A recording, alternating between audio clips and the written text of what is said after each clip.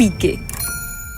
पीके तपस्वी जी के सामने 5 लोगों को लेकर आता है, लेकिन 1 मिनट, ये आदमी तो आते हुए दिखाई ही नहीं दिया था और ना ये पहले से यहाँ खड़ा था, तो एकदम से ये कहां से प्रकट हो गया? लगता है तपस्वी जी ने जादू से प्रकट कर दिया, या फिर हो सकता है पीके के गोले से कोई आ गया हो।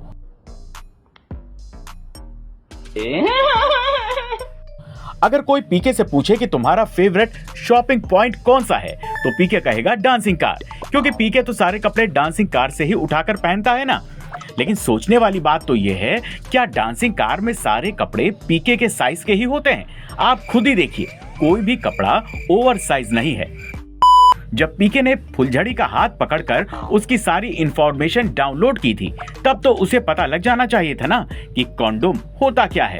और एक ये मोटे वाले भाई साहब, मतलब पीके ने क्लियरली देखा था कि इनकी जेब से कंडोम को गिरते हुए, लेकिन जैसे ही पीके उन्हें देने जाता है तो ये मना करने लगते हैं। अरे भाई, किसी को कुछ पता नहीं लग रहा था, चुपचाप जेब में डाल लेना था। पर नहीं, इन्हें तो चिल्ला चिल्ला कर सबको बताना था ना। पीके अपनी फेवरेट जगह यानी कि डांसिंग कार से एक कोट और लहंगा उठा लेता है, लेकिन जब पहन कर आता है तो इसने वो व्हाइट शर्ट और शूज भी पहने थे, पर कार से तो उसने ये उठाए ही नहीं थे, तो ये इनके पास आया कैसे?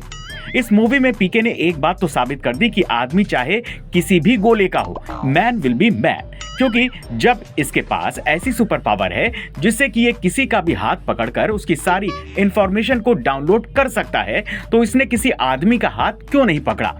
इसे तो जैसे ही कोई औरत दिखाई देती थी, ये उसके पीछे भागने लगता था। बड़ा हरामी हो बेटा।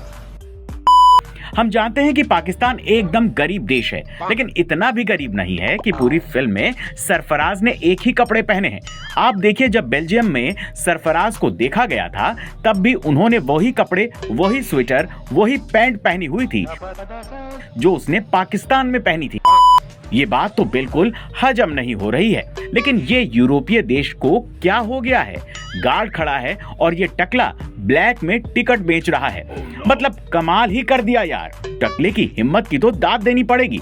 लेकिन ये क्या, सरफराज और जग्गू तो एक दूसरे को जानते भी नहीं, लेकिन सरफराज उसे खींचते हुए लाता है और उसी की साइकिल पर ले जाता है।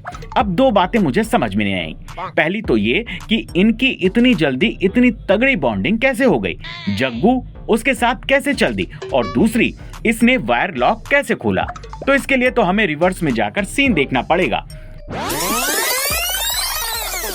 अरे ये क्या, जग्गू दीदी हमें बेवकूफ बना रही थी, क्योंकि इसमें तो वायर दिखाई ही नहीं दे रहा। वैसे ये सीन इस फिल्म का एक इमोशनल सीन था, लेकिन लोगों ने तो इसमें मिस्टेक करके इसे भी फनी सीन बना दिया। जब सरफराज जग्गू से शादी करने चर्च में नहीं जाता, तो जग्गू टैक्सी बुलाकर जाने लगती है। टैक्सी वाला पूछता है, आपको जाना कहाँ है? तो बोलती है न्यू दिल्ली। लगता है सदमे से जग्गू दीदी का दिमाग हिल गया। अब क्या टैक्सी से ही आप नई दिल्ली जाएंगे? और चलो, अगर ये आपको जैसे तैसे टैक्सी से नई दिल्ली ले भी गया, तो बहन जी, टैक्सी का पैसा आपको घर बेच कर देना पड़ेगा। तेरा घर जाएगा उसमें। अच्छा। पीके को जग्गू मैडम से प्यार हो जाता है, लेकिन जब उसे पता चलता है कि उसकी जिंदगी में कोई और है, तो अपने आई लव यू कार्ड को रेलवे स्टेशन पर फेंक देता है। हालांकि बाद में बम विस्फोट हो जाता है, पर जब जग्गू पीके को छोड़ने आती है, तो वही सेम कार्ड उसे उसके सूटकेस से मिलता है। मतलब भाई साहब, ये कैसे हो गया? ये तो एलियन ही जानते हैं। तो ये थी हमारी आज की वीडियो। अगर आपको हमारी वीडियो पसंद आए तो इसे लाइक करके हमारे चैनल फिल्मी जासूस को सब्सक्राइब करना बिल्कुल ना भूलें। धन्यवाद। खत्म। Bye bye, Tata.